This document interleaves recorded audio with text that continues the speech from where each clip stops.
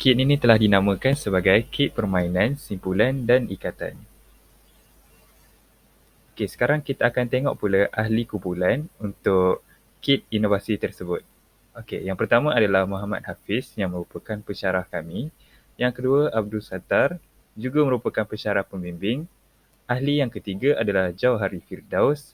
Ahli keempat, Nur Fahimah. Ahli kelima, Muhammad Nazmi. Ahli keenam, Nurin Nuha.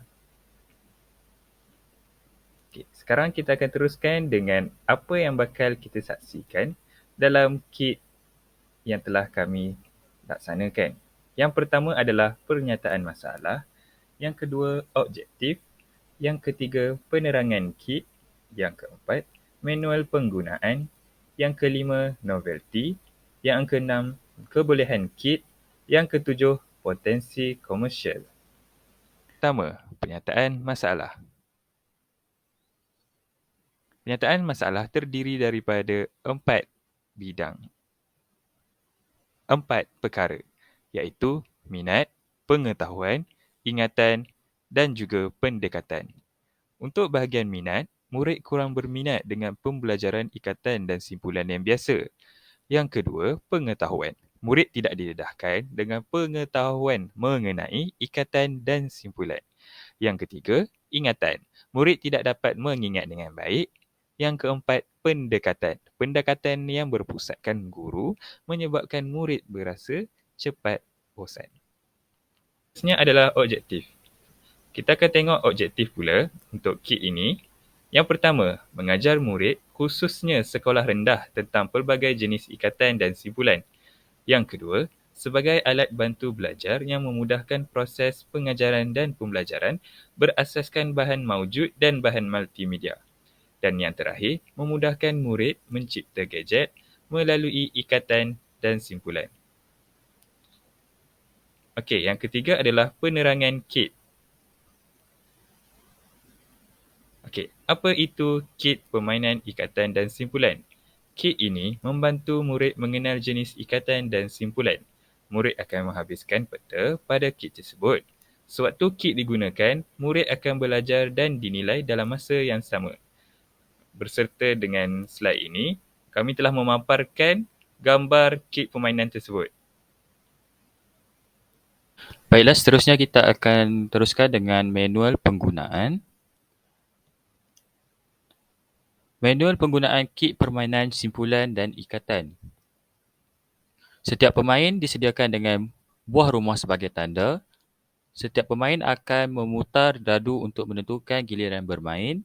Pemain pertama akan memutar dadu dan bergerak mengikut jumlah daripada dadu yang dilempar. Pemain berhenti di atas tapak mengikut jumlah daripada dadu dan pemain seterusnya meneruskan permainan. Sekiranya terdapat pemain berhenti di tapak yang berwarna merah jambu, pemain perlu mengambil kad yang telah disediakan. Pemain perlu mengikut arahan yang tertera pada kad kit permainan sebelum meneruskan permainan. Setelah selesai, pemain seterusnya akan meneruskan permainan dengan memutar semula dadu. Permainan ini diteruskan sehingga pemain berjaya sampai ke garisan penamat. Mana-mana pemain pertama yang berjaya sampai ke garisan penamat akan dikira sebagai pemenang.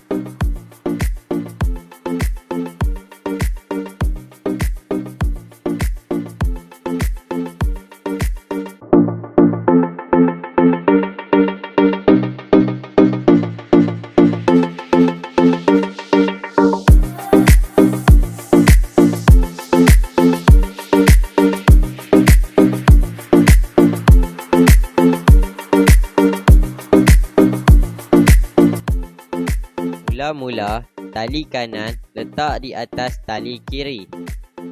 Pusingkan. Kemudian, tali sebelah kiri letak di atas tali kanan. Pusingkan tali dan tarik. Ikatan ini digunakan untuk menyambung dua utas tali yang sama besar. Ikatan ini juga digunakan dalam pertolongan cemas. Ikatan ini mudah dibuka.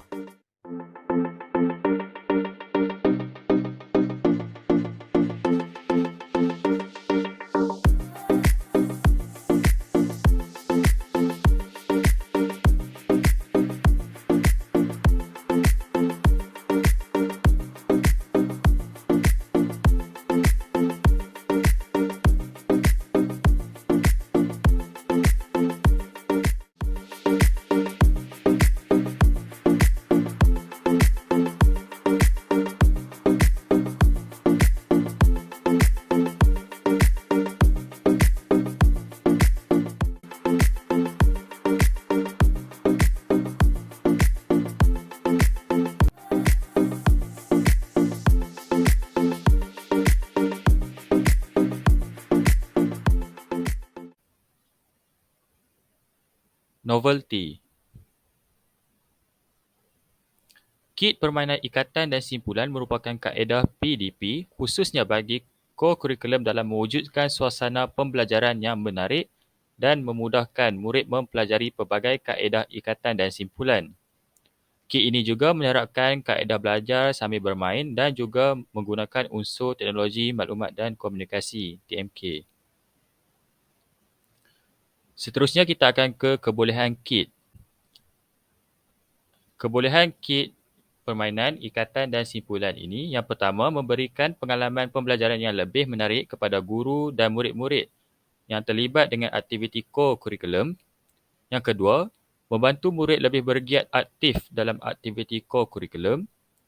Murid mengetahui pelbagai jenis ikatan dan simpulan, meningkatkan daya saing murid ketika melengkapkan kit permainan, memudahkan murid lebih mengingat jenis ikatan dan simpulan. Yang terakhir, kita akan ke potensi komersial. Bagi kit ini, antara potensi komersialnya adalah kos penghasilan yang murah.